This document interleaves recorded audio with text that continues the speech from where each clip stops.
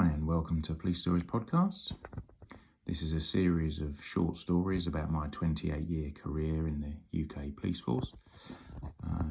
Welcome if it's your first time, and welcome back if it's not. Thanks very much for the downloads this week, continuing to be very good, and also thanks to those that bought me a coffee. I do appreciate that. I'm going to try and sort out the volume this week. There's been some feedback, maybe I was a bit quiet, trying to increase the volume but not the echo with it. So I'm not professional, I haven't got a professional studio, so I'm afraid I'm trying to do the best sound wise. Hopefully it doesn't affect it too much for you. We'll see how we go this week, and by all means feedback, maybe via YouTube or wherever that it either is or isn't working for you. So we're continuing on with some dive team stories, and this week it is a dive, or at least it's going to start off like that, but something slightly different. Now, you might remember that way back we talked about the difference between, kind of rescue and recovery, and unfortunately the Met Police dive team, we don't do rescue. It's all about recovery, unfortunately, and the reason for that, as I've explained before, is the timescale.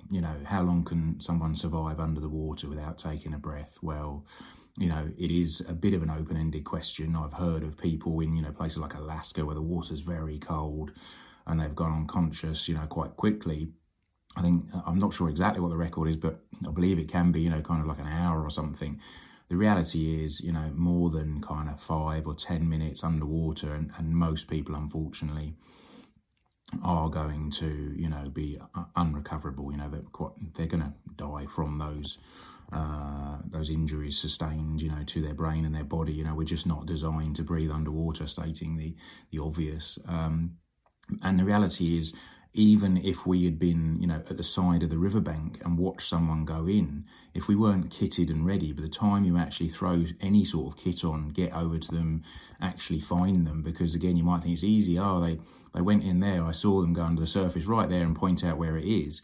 It could still take us 10 minutes to find them, because as soon as you get under the water, there's visibility issues, their body may not have stayed, where it was when they first went in. There's all sorts of reasons why it might take you some time to find them. So unfortunately, as I have discussed it before, it's just not, realistic to be a rescue service. It just doesn't work. But today's story incident is probably the closest I've ever come to carrying out a rescue. And the scenario was, we'd been diving during the day. I can't remember where, somewhere off in central London, as that's where we were based. And if you remember, we would generally have sort of 2 hours travelling, then dive for maybe, sort of 4, 5, 6 hours, depending on how close it was and how the traffic was, and then those 2 hours travelling back again. And all of those things could be lengthened or shortened depending on, traffic and various factors. But we'd certainly been out diving all day, and we got back at our normal time. I think we finished at 5, and we would maybe be back for kind of 3 or 4 o'clock, because when you get back from a dive, remember we had a 7.5 ton lorry full of our kit, which also had kind of seating and accommodation in the back of it, separate to the driver's cab. So we would pull up outside our base and our yard, and you would find that we'd then have to unload, some of our kit, not all of it, because a lot of it would stay on the truck. That was the whole idea of having a big truck. But things like dry suits would come off, because if you'd had a little leak, you might be damp inside, or if it'd been very hot and you'd been working really hard, they would be quite, sort of sweaty and minging inside. Potentially they'd need a good air drying. So we did have drying rooms, but if not, they'd sort of be hung in our cage to dry out. And of course, the main thing was all the cylinders would have to come off, the dive cylinders that we'd use that day. We had our own compressor at the site, and we would have to fill those cylinders ready for the next day's diving. Generally, we always carried far more cylinders than we would use during a dive. And that's because, we never knew what was going to happen. We could have got sent to a second dive, unusual as that was, or, if a diver became trapped, for example, he or she might have a lot longer under the water than expected, and therefore you'd burn through, more air than you thought. So always had, probably double what we needed air-wise. So we had plenty of air on board, but each day those cylinders got replenished, and then it would all be packed away and then ready for us to come in the next day. And at the time we were doing one of our bread and butter jobs. I think it was like a canal job that we were going back to every day and searching through an area until we'd either found what we were looking for, or we were able to tell the the senior investigating officer, the SIO, that that knife you're looking for is not in there, with some confidence. So that was what we were doing. And if you remember, we worked on this strict diver rotation in terms of numbers. I was dive number 6. So we'd finished the dive that day, and the last diver that day had been diver number 5. So I knew that I was up the next day as the first diver. So we pulled back to the base, and it was probably, sort of 3-4 o'clock, something like that in the afternoon. And the sergeant went off, and he normally went to check the incidents and, do his paperwork and admin and stuff. It wasn't really down for him to unload the truck. That was for us. He had, he was a diver as well. He was a dive supervisor, but he also had all the sort of admin and the running of the team to organise. So he generally would go off and do that side of it while we would clean up and fill the cylinders and all that stuff. So he went off and disappeared, and we carried on unloading the truck. Well, kind of 5-10 minutes into unloading that truck, a process which maybe took half an hour, he came running back out and said, chuck the gear back in the truck, we're off, there's a job, and that was pretty unusual for us to get a sort of second job like this. Most of our stuff, as we've talked about many times, was pre-planned, so it didn't really happen. And he approached me and said, look, you're next up, you're diver, you'll be diver today. Chuck every bit of kit you can into the back of the truck. I want you changed en route. Again, very unusual, because normally we got there, it was slow time, a lot of the stuff was carried on the truck in, shelves and sort of slidey drawers and things on the outside of the truck. So you would have to have the truck stopped and stationary for you to get ready and do that. But this one, we're going to get changed en route, which was the first time it ever happened. And I'd been on the team some years at this point. So I basically got all the kit I could and threw it into the back of the truck, including a dive set, my mask and all the other bits and pieces. Some of it was already contained in there, and off we set. Now, we didn't really know what the job was or anything about it at that point. But he said, he'd brief us en route. The important thing was we had to get going, because he said, this guy's just gone in the water in the last few minutes. So there's a tiny chance we might be able to get there and actually rescue someone. So we were all pretty keen to, try and do that if we could, because ultimately, that's what you really want to do, save people, much as it never happened because of all the things we've just discussed. So we start off on the truck now. I don't know if you ever tried to stand up in the back of a truck when it's driving at some speed. Now, don't forget, interestingly, our truck was fitted with blues and twos, but we're talking about a 7.5 ton truck here. It's not, a police response car. It's not a police motorbike. It's quite a big lump, and we're talking about central London here. So invariably it's full of traffic. Now your average response car you can throw around and you can weave in and out of traffic, and you can maybe nip up the curb when you need to across a central reservation or something. You pull all sorts of tricks and stunts to sort of make some progress. But in a 7.5 ton truck, we had blues and twos, but it wasn't for doing response calls. It was for actually, when you were at the side of the road and you were perhaps blocking the traffic while we were unloading kit, we turned them on so that, cars didn't drive into us.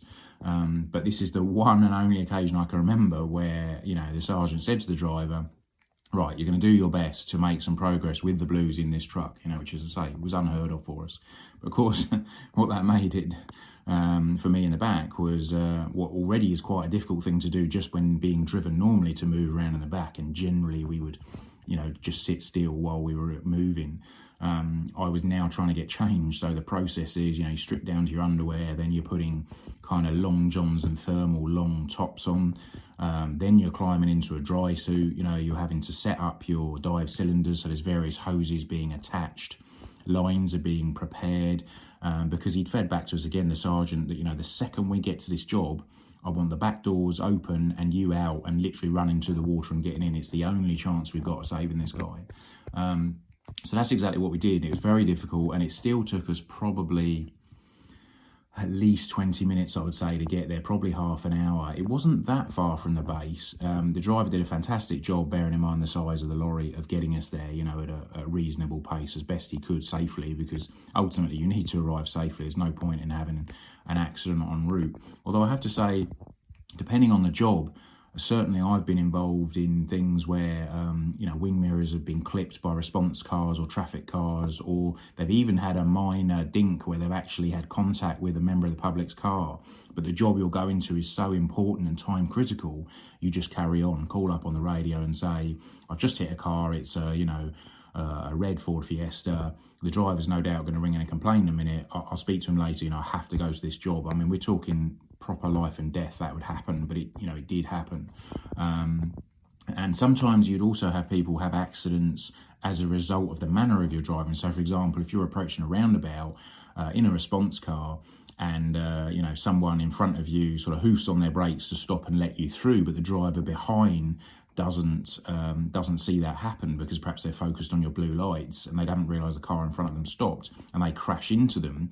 We've had no contact, but clearly we've caused that by our presence. The definition of an accident has definitely been sort of completed there. So again, we would call up and say there's been a vicinity pole call or a vicinity POLAC, police accident, police collision at this roundabout where a car has, hit another one. They're going to call in. It was down to me, I'll sort of sort it out or get the details and I'll ring them back and stuff. That was on minor stuff. I mean, if someone had a really major accident and flipped the car or something, of course we'd have stopped. But we're talking about, a dented wing or a broken tail light or something. So life is clearly more important than that. So we continued on, and I got myself completely ready. We got some of the background on the way, and basically the bits we knew at that point was that we were heading for an area. It was again, it was like a sort of squarish dock that was set with big blocks of flats either side of it. And for whatever reason, we didn't know the full story then. This guy had ended up in the water. We pretty much knew nothing more than that. We knew that police were at the scene. We knew that other emergency services were at the scene. And he had still, while we were en route, we were hearing an update that he was still on the surface. But sadly, as we got closer, and probably within, maybe 10 minutes or so of being there, we heard that he disappeared from the surface, not to be seen again.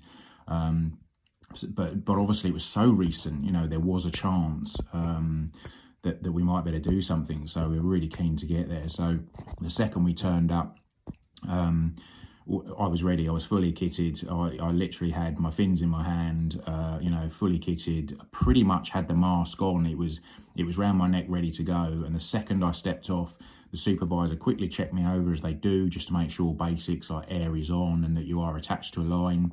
We decided to go with scuba because surface supply takes too long to set up in this scenario. Scuba, i.e. I'm just going to breathe off the cylinders off my back. We didn't think this would be that deep, and we were right. It only ended up being about 3 meters deep. So I had probably 45 minutes worth of air in my cylinders on my back. And then I was attached to a line, as we're always attached to a line, even on scuba, so that we can carry out the search. It was going to be an arc search because, as we've discussed many times, that is the best for bodies for finding big items. And basically we were met at the scene by another uniformed cop who said, I will take you straight to the scene, because you can imagine we could waste 10 minutes. We couldn't park right beside the water. We were sort of on the outer edge of a wood, that was skirting around an estate, and also the water itself, which was in this sort of central location with the flats around it. And this officer met us at the back door. Supervisor quickly checked me over. Air was on. I was attached to a line. And even with my kit on, I basically jogged down to the scene following this uniformed cop with my attendant sort of still holding my line and bringing the reel with him that held all the line, and the supervisor as well. And as soon as we got there, the scene was, it was quite large. It was a good 200 or 300 meter square, dock, but we had a pretty good steer as to where he'd last been seen on the surface. By now, the helicopter was up, the police helicopter, and we were getting comms from them and straight to the supervisor to tell us where to start the search, because they'd filmed him actually leaving the surface, going under. Very unusual. But also unusually, we now had all 3 emergency services on the scene. So we had both the fire brigade, and I'd never seen paramedics, ambulance crews with their own boat as well, but they had some sort of a blow up, like a kayak thing that they were paddling around in. Fire brigade had their inflatable boat out and they were paddling around on the surface. We also had people out with the aforementioned in previous chapters pokey sticks, which are of limited value, as we've discussed at length a few times ago. But everyone was, in there trying their best to find this guy. And of course, the people in the boats were limited really to kind of skirting around the edge and roughly where they thought he'd been. But clearly couldn't do anything under the water. That was down to us. So as I was entering the water, and I got a quick brief, and we were pointed out he was last seen there, And then the helicopter was speaking to the supervisor. I was on my back, finning out, watching the supervisor's hand signals to direct me kind of left or right, because if you're on your back and you're just finning like crazy to get out to a set place, you know, you can't see where you're going. So he would direct me left or right. Helicopter was telling him where to go. And then finally we got I got the thumbs down to leave the surface of where he was last seen. And I started an ARC search, basically.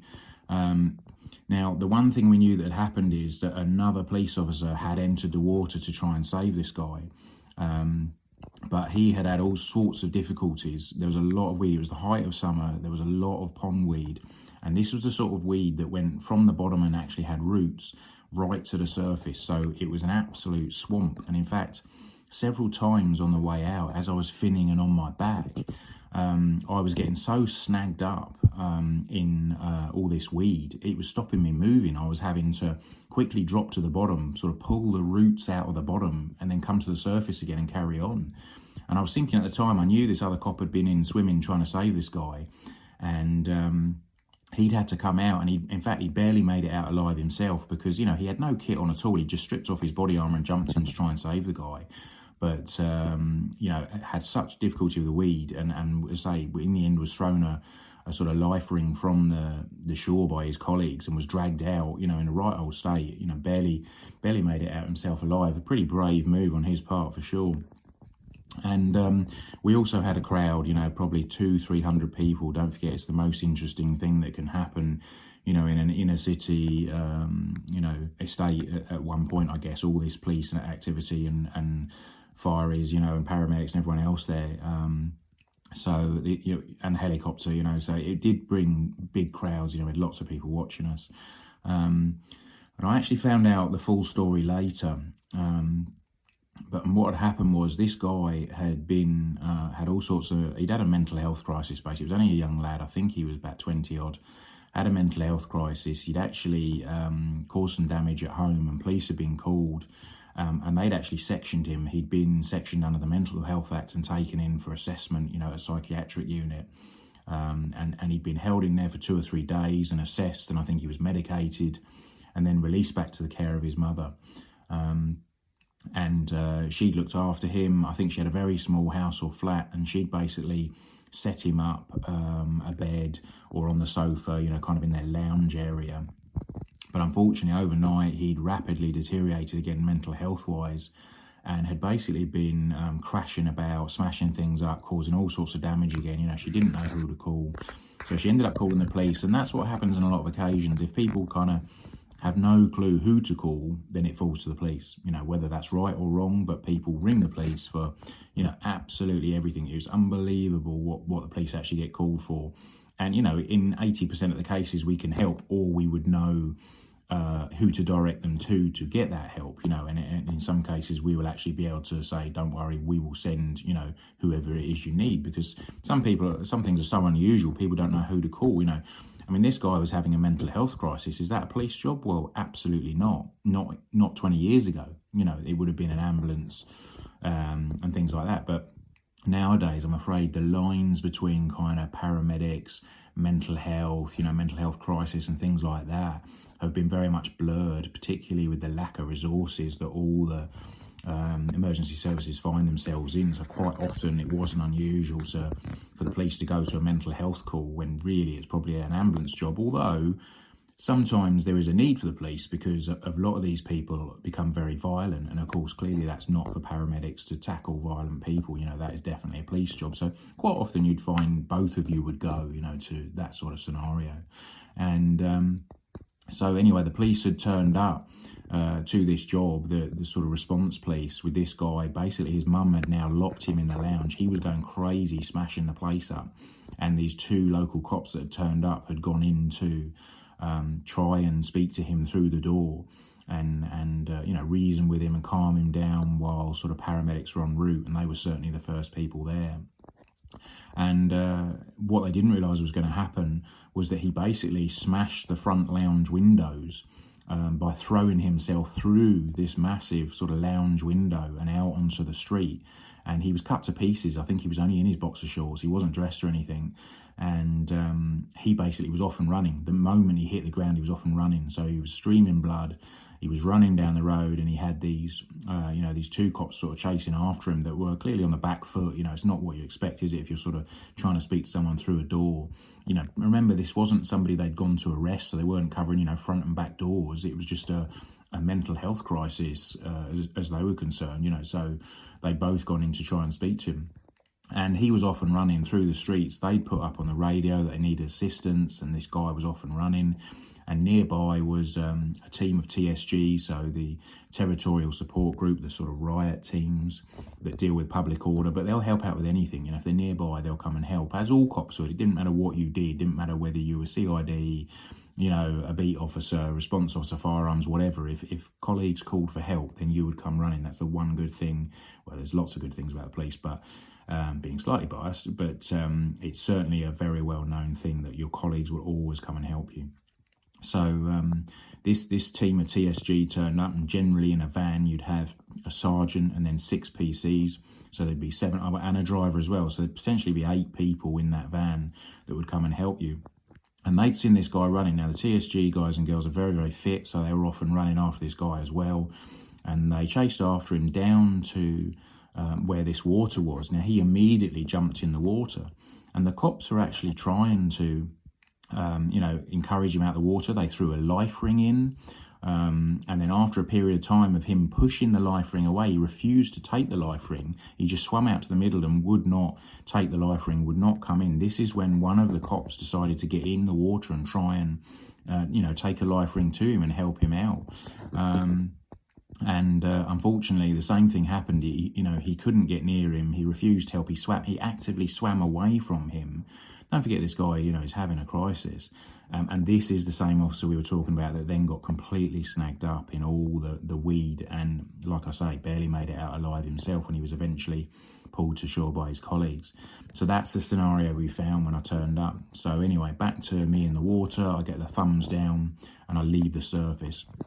And I start my arc search. Now, arc searching, as we've discussed many times, is really, really tiring because of the sort of the thinning. You have to swim constantly against your line that you're being held on the shore by your colleague, and then do this sort of fan-shaped search, sweeping along the bottom with your hands outstretched, trying to bump into the body or see it, but invariably there's no visibility because you're kicking up the silt as well, don't forget. So it's all done on touch generally.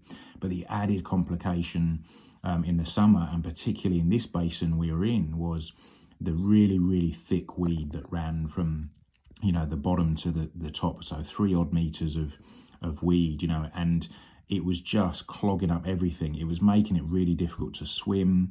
My line was constantly snagging in it, and it was incredibly difficult. Now, I know that on the surface, my sergeant was screaming at both the paramedics and the fireys in their boat to stay near my bubbles, because he was saying, realistically, Dave's going to find the body, and I want you to be near it, because when he brings that body to the surface, he is going to really struggle to hold that body on the surface. It's a very difficult thing to do. And for all we knew, the guy might still be struggling, although realistically he'd been under the water for some time.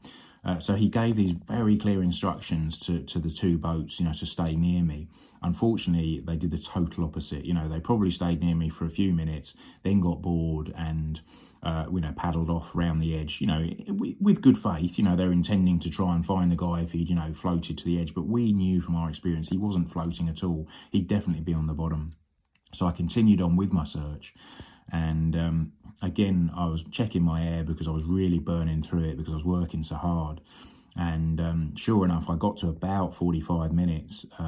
So the guy's now been in the water for probably at least an hour, maybe an hour and a quarter. So, I knew, myself that rescue was now looking pretty much a no-no. It was going to be a recovery. Although there is a glimmer of hope still. But I got up to 45 minutes and my air was almost on reserve, so I knew that it was going to be time that I was going to be pulled out and they were going to swap divers. And then just at the last second, I came on my arc search, sweeping in. There was a little bit of visibility, about 1 meter's visibility, loads of weed everywhere, snagged on everything, my rope, me, everything else.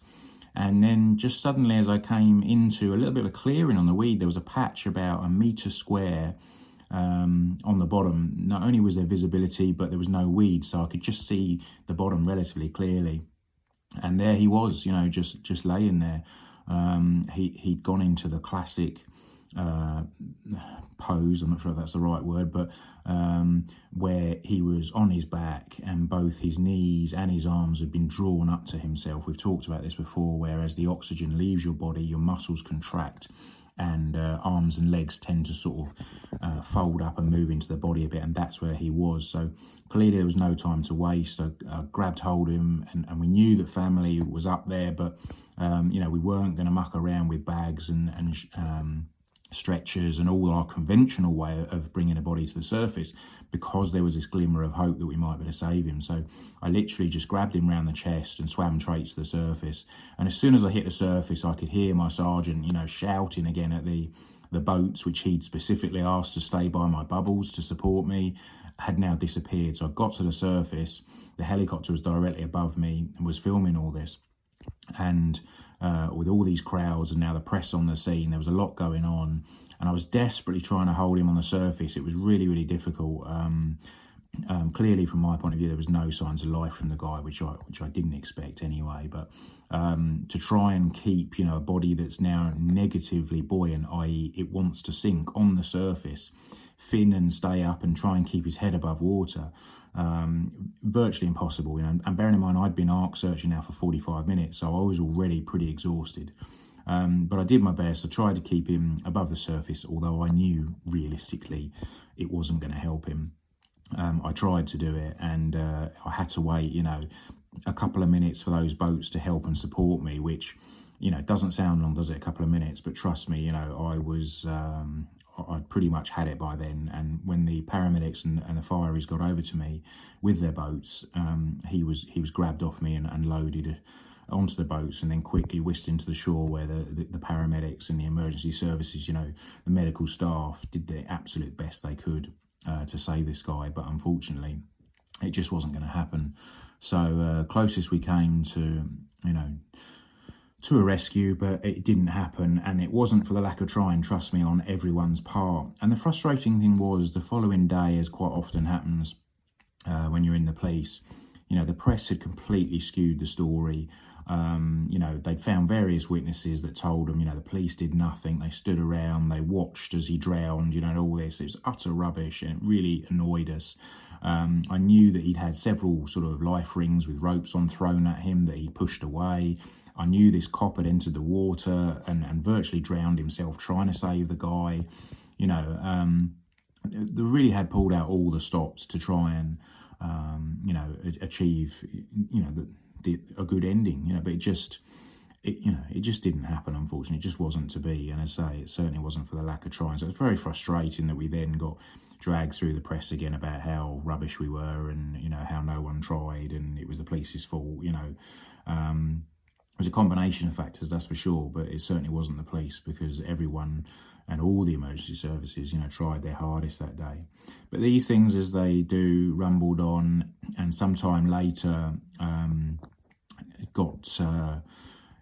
it went to coroner's court, and the coroner in the UK will then decide on the cause of death and what happened, but they need to hear all the circumstances around it. So a number of witnesses were called to central London, both public and also, police, fire, ambulance, the whole lot. Everyone was called, including myself, and the footage from the helicopter was to be played, the efforts we made to save him. And I was sat there waiting for my turn to be called into coroner's court. And unfortunately, I had a family emergency come up that I had to leave for. So I rushed back home to deal with that, and I never got to go into court in the end. But obviously, evidence was heard on my behalf, and they showed the footage. And the coroner, made, the obvious decision in the end of how he had died, backed up with the medical evidence. I mean, there was a lot of evidence all round to show exactly what had happened to lead to his death, and clearly no emergency services were, at fault in this scenario. And I'm not saying it's always the case for sure, because, of course we get it wrong. But on this occasion, I can tell you that definitely didn't happen, and everyone tried their hardest. So that was that, closest, that I came to a rescue. But unfortunately, a sad ending again, which is the case with a lot of my stories. So sorry about that. That's just how it is. All right, thanks for listening. Hopefully you found it interesting, and keep coming back for some more. Got a good few more yet to go. Take it easy and have a good week. Cheers. Bye.